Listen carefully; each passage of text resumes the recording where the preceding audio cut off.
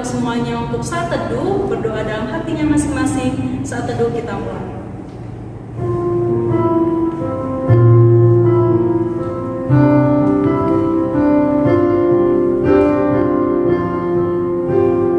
Amin. Kakak undang semua untuk bangkit berdiri. Kita angkat lagu pujian Mars Sekolah Minggu.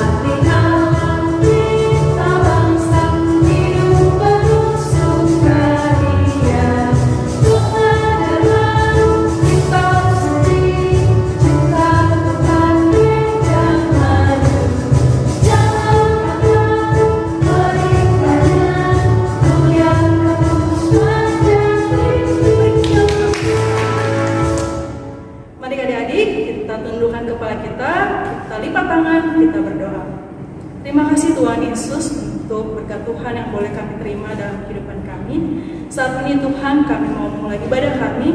Kami mohon Tuhan kau memberkati dimanapun adik kami berada pada saat ini. Biarlah kami dengan penuh sukacita dan semangat memuji dan memuliakan nama Tuhan. Hanya di dalam nama Tuhan Yesus kami berdoa dan mengucap syukur. Amin. Kita kembali mengangkat lagu pujian Kami Perlu Kau Tuhan.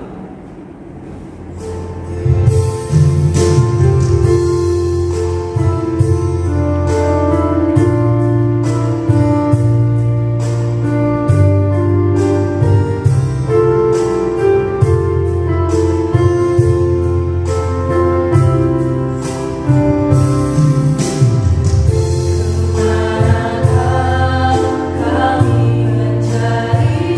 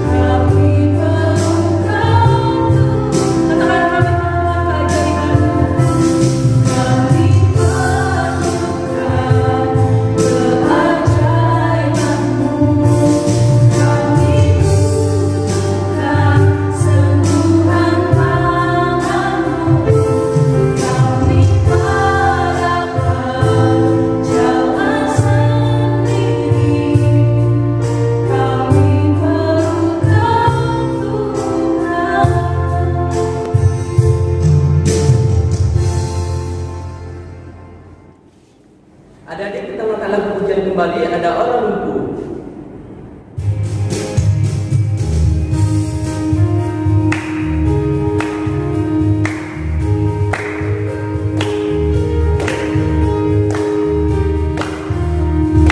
Ada orang lumpuh tak berdaya lagi, yang digotong oleh kaumnya. Pada suatu hari Yesus melihatnya, orang lumpuh itu bisa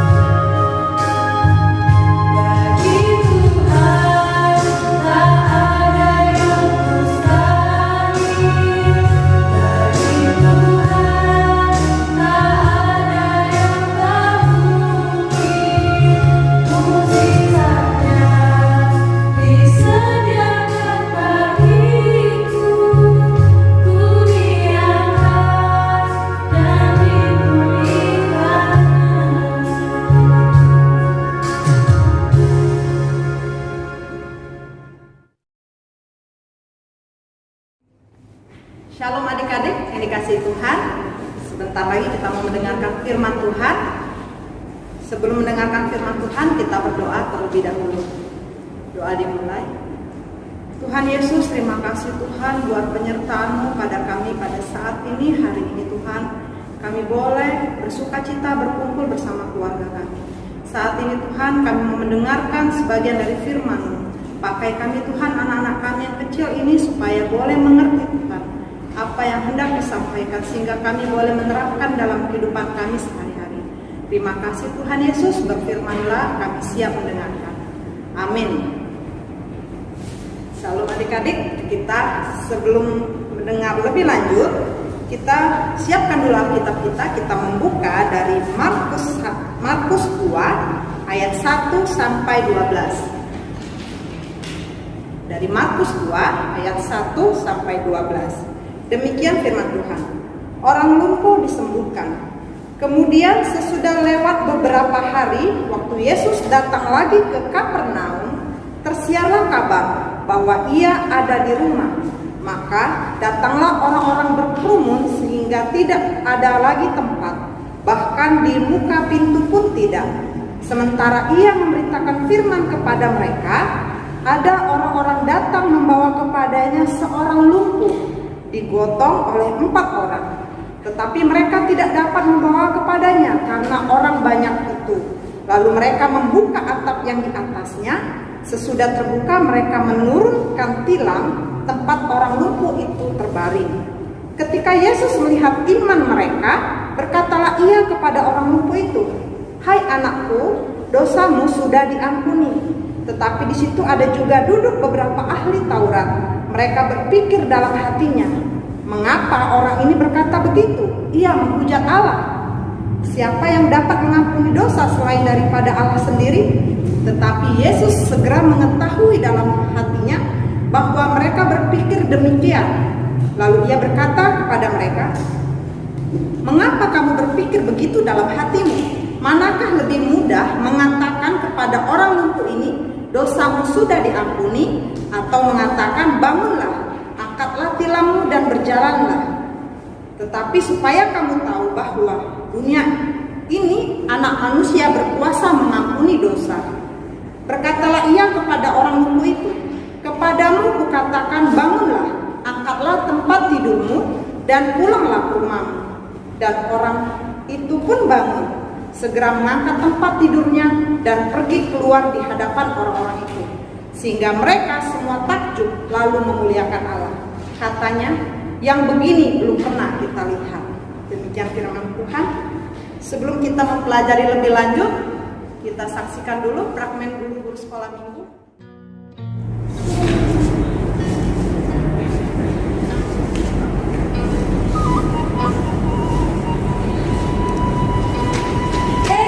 Ada Tuhan Yesus loh datang ke kota kita. Siapa Yesus? Iya, orang yang menyembuhkan. Iya, orang yang menyembuhkan orang sakit itu. Di mana Tuhan? Oh iya, kita sini.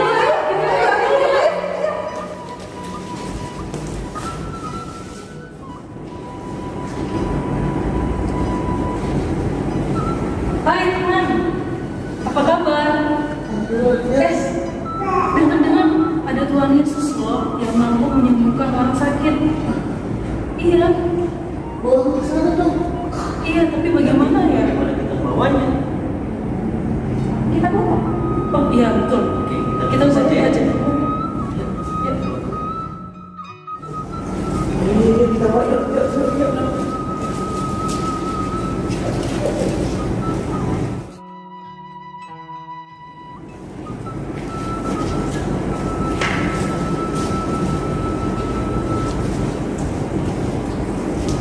Aduh, rame kali ini, gimana masuknya ini?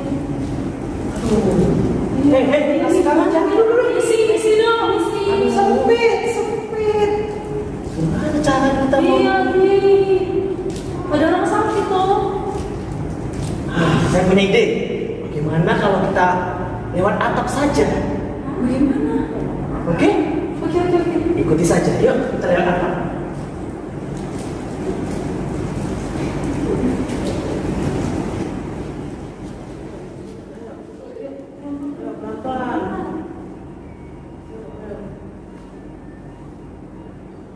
lagi, terus. Lagi. Ya. Bisa lagi sampai. Ya, terus.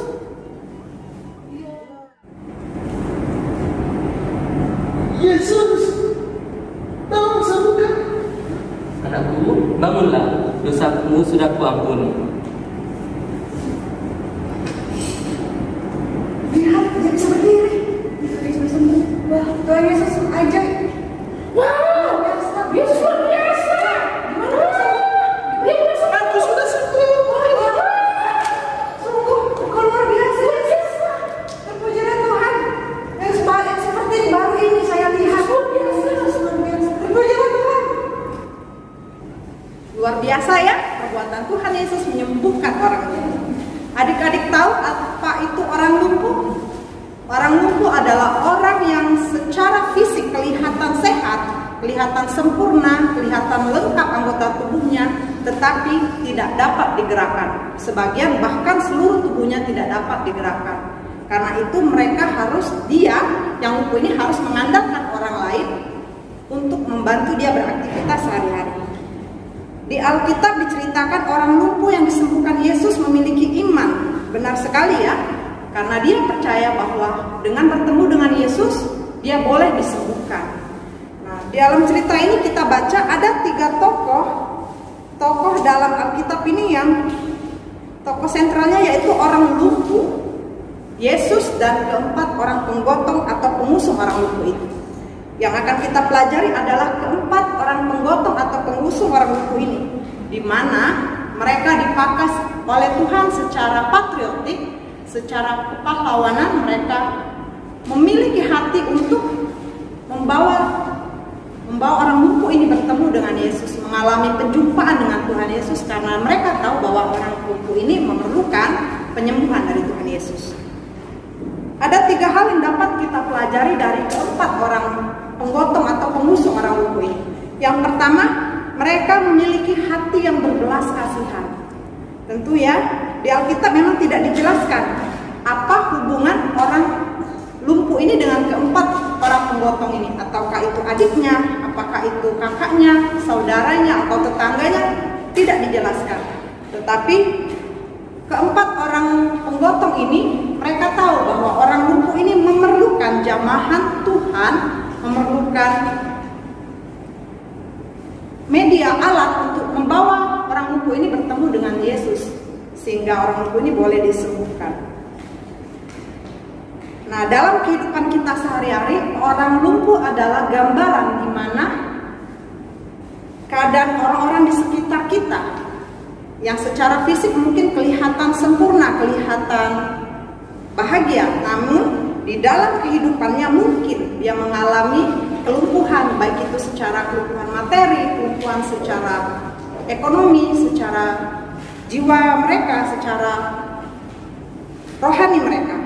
Nah, di mana sesungguhnya orang-orang itu sebenarnya sangat memerlukan jamahan dari Tuhan Yesus, memerlukan mujizat perubahan dalam hidup mereka. Nah, di situ tantangan kita sebagai anak-anak Allah, bisakah kita menggotong orang-orang itu bertemu dengan Tuhan Yesus? Yang kedua yang dapat kita pelajari dari keempat orang pengusung ini adalah mereka mengupayakan agar orang lain berjumpa dengan Tuhan Yesus. Memiliki hati yang berbelas kasihan tentu mendorong kita untuk melakukan tindakan nyata. Seperti di Alkitab dikatakan, di mana keempat orang ini sudah melihat rumah yang ada Tuhan Yesus di Kapernaum itu, mereka melihat sangat sesak, orangnya berkerumun. Jadi secara tidak masuk akal ya bisa datang masuk ke situ, apalagi menggotong orang yang lumpuh. Maka mereka tidak putus asa adik-adik. Mereka mengangkat orang lumpuh itu, mengangkatnya ke atap rumah dan membongkar atap rumah itu, lalu menurunkan pelan-pelan si lumpuh itu tepat di hadapan Tuhan Yesus. Sungguh hati yang berbelas, orang yang memiliki hati berbelas kasihan pada orang lain itu menentukan seberapa keras kita berusaha untuk membawa orang lain untuk mengalami penjumpaan dengan Tuhan Yesus. Nah, mungkin adik-adiknya kita masih kecil-kecil, kita tidak memiliki kekuatan untuk menggotong orang secara fisik, tapi kita bisa menggotong mereka melalui doa-doa kita. Maka adik-adik itu tetaplah berdoa Mungkin di keluarga kita mengalami, papa mama kita mengalami kelumpuhan secara ekonomi, secara materi. Kita boleh, walaupun masih kecil, kita boleh menggotong kedua orang tua kita melalui doa-doa kita. Kita doakan kedua orang tua kita supaya boleh mendapatkan berkat dari Tuhan. Mungkin juga teman-teman kita mengalami kelumpuhan secara rohani, kerinduan bertemu dengan Tuhan Yesus. Kita boleh mengajarkan firman Tuhan, boleh menceritakan kebaikan firman Tuhan, sehingga teman-teman kita mengalami pertemuan, mengalami sukacita bertemu dengan Tuhan Yesus. Jadi tetaplah berdoa adik-adik ya. Dan yang ketiga yang bisa kita pelajari dari keempat orang ini adalah mereka memiliki iman yang nyata. Jelas adik-adik ya, kalau sudah berbelas kasihan, kita berusaha untuk membawa orang lain bertemu dengan Yesus, pasti kita juga memiliki iman yang nyata. Dan di ayat yang kelima dikatakan, ketika Yesus melihat iman mereka. Di situ ketika Yesus melihat iman mereka, ketika Yesus melihat iman di diri kita, melihat upaya kita, doa-doa kita, maka kita akan menerima mujizat Tuhan. Maka dari itu adik-adik tetap menjadi pendoa bagi orang lain, menjadi berkat bagi orang lain, karena doa yang kita panjatkan itu pasti Tuhan perhitungkan. Jikalau orang yang sudah kita doakan adik-adik mengalami mujizat dari Tuhan, percayalah mereka akan bersukacita dan nama Tuhan semakin dipermuliakan. Demikian firman Tuhan, mari kita berdoa. Tuhan Yesus, terima kasih Tuhan buat firman-Mu pada hari ini. Kami boleh diajarkan Tuhan untuk menjadi seperti keempat orang penggotong orang lumpuh ini Tuhan, di mana mereka memiliki hati yang berbelas kasihan pada orang lain. Tuhan, ajarkan juga kepada kami Tuhan, hati yang berbelas kasihan kepada orang lain, sehingga kami boleh melihat Tuhan di sekitar kami, orang-orang yang membutuhkan jamahan-Mu Tuhan, boleh kami gotong melalui doa-doa kami. Pakai kami Tuhan, walaupun kami masih kecil-kecil, kami percaya Tuhan, kami boleh ada karena Engkau Tuhan telah menempatkan kami di tengah-tengah lingkungan kami. Terima kasih Bapa di sorga. Inilah hidup kami Tuhan, kami serahkan ke dalam tangan-Mu. Biarlah Engkau Tuhan yang memakai kami dalam kehidupan kami sehari-hari, menjadi contoh bagi teman-teman kami sekitar. Di dalam nama Tuhan kami Yesus Kristus, kami berdoa dan mengucap syukur. Haleluya.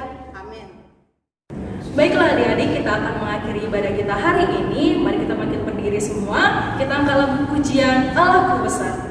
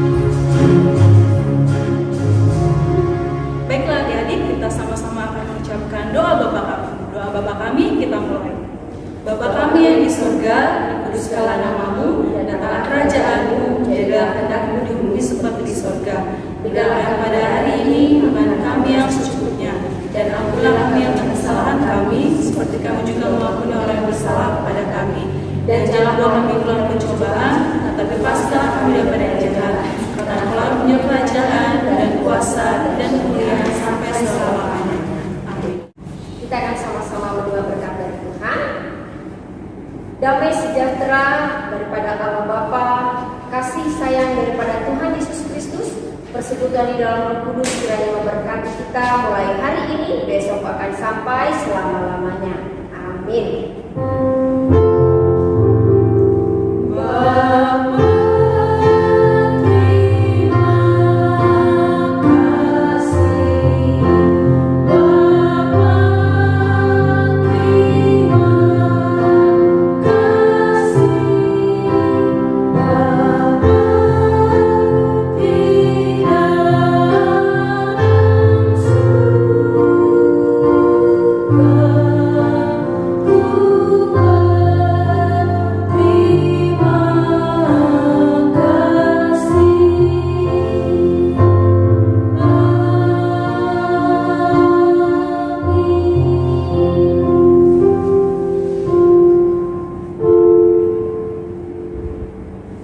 Shalom, selamat hari Minggu, Tuhan Yesus memberkati.